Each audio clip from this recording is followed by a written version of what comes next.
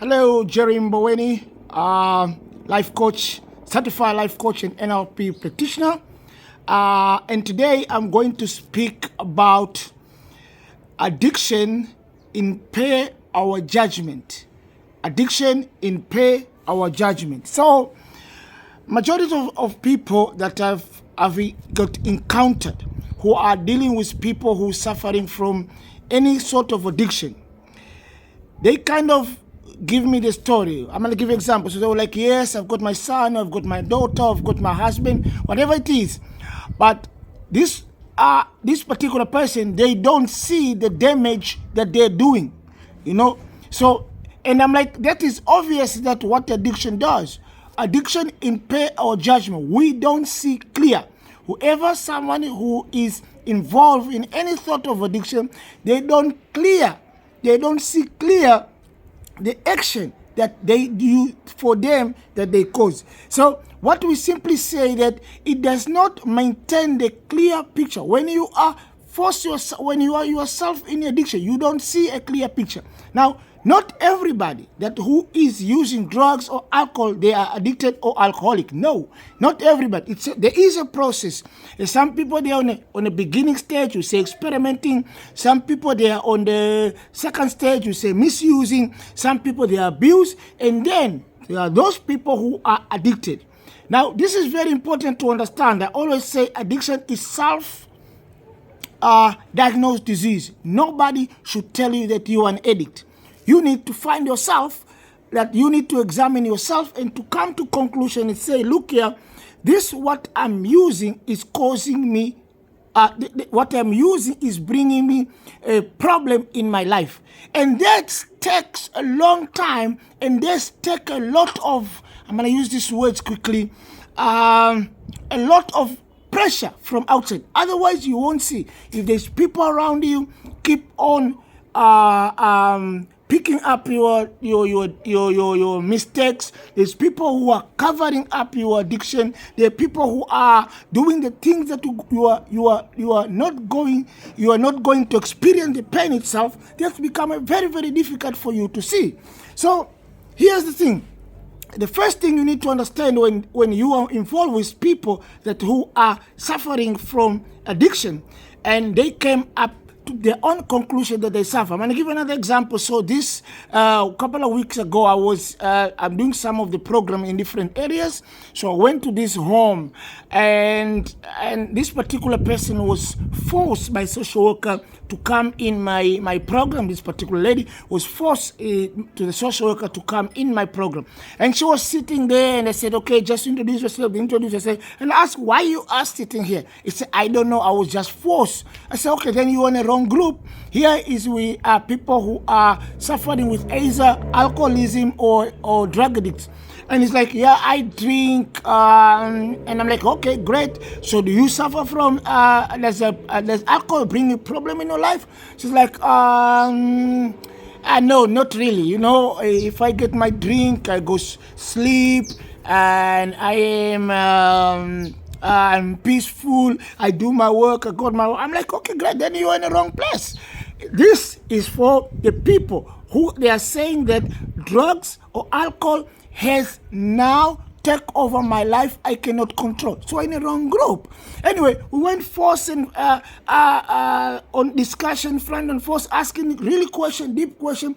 Then she come to her realization. She say, you know what? I think alcohol bring me trouble. A problem in my life. So what's the problem? I said, I cannot see my money.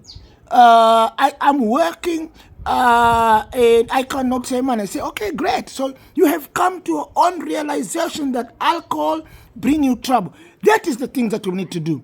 We need, if you're a family member living with somebody who's an addiction, you need a normal side to the people. You say, no, my husband, he's on drugs. He doesn't want to come to the program. And I always say, apply pressure, because these people, they cannot see.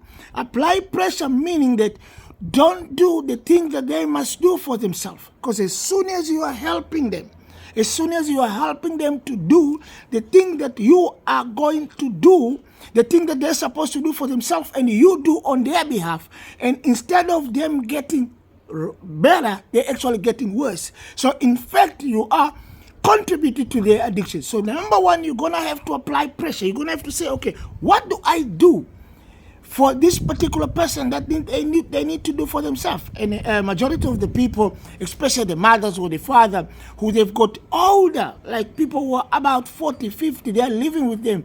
The first thing when they come to me and say, my son is addict, I say, how old are they? This particular, are they paying rent? They say, no. I say, start charging them. You see, applying pressure, let them go get the money to pay you. Because when you do the things they do for them, when you do the things that they're supposed to do for themselves, they won't get changed. So we don't have the clear picture of addiction. And in that regard, so then these people go to this what we call circle of pain. They're suffering from pain inside. They're using drugs. And here's the thing. There's only a pleasure on using alcohol, drugs that we call honeymoon pleasure, honeymoon period. When that period finish, whatever you do on drugs is misery. This bring you pain, is bring you shame, is bring you guilt, is all of these things. So what do? We call it circle of pain. You suffering from whatever trauma that you experience, you take medication, which is drugs, it disappears a little bit for a while, and before you know, you start having negative consequences. You use the money for taxi fare, you use the money for food for your kids, you start feeling guilty about it, you can't handle shame and guilty, and then you smoke again. This goes over and over and over and over. For years, you go through this pain, medicate, forget about it, feeling much better, feeling shame and guilty, medicate it again. The only thing that can help a person to get out of it is to start to see the consequence of their use. Some people lose their job, they don't see. Some people leave their home. They do. My own personal story. I lost everything. My last 1.5 years, I live in the street as a beggar. And I didn't change the first time I end up on the street. No. I live on the street for 1.5 years. Only by then I change. So after 1.5 years, some of my friends, they think, you know what, if this guy ended up on the street today, he will going to stop. It didn't stop. So it was carry on and it was carry on until what we call this pressure. So I was getting pressure everywhere. I was getting pressure. The people didn't help me anymore. I was getting pressure. I didn't have a job. I was getting pressure. Winter was coming again because I live on the street on a summertime, and I spend one winter, and I say next winter I'm not going to be. It was totally horrible to live in the street in winter time. So the pressure and the pressure and the pressure, keep applying pressure, because these particular people, they don't see the consequence of the addiction unless we apply pressure. If this video has helped you, please don't forget to subscribe, comment, and leave comment down below. Subscribe, share this video to the people. I really appreciate that. And for you, if you have listened until to now to my channel, I'm going to offer you a free half-an-hour one-on-one coaching session. Whether you struggle with addiction, whether you just want your life coach, get unstuck in your life, whatever it is, I'm going to leave my details on my description box down below. Just send me an email or a message, and we can start the process. Thank you very much for always coming back and watching video. Until we meet again, peace. Bye for now.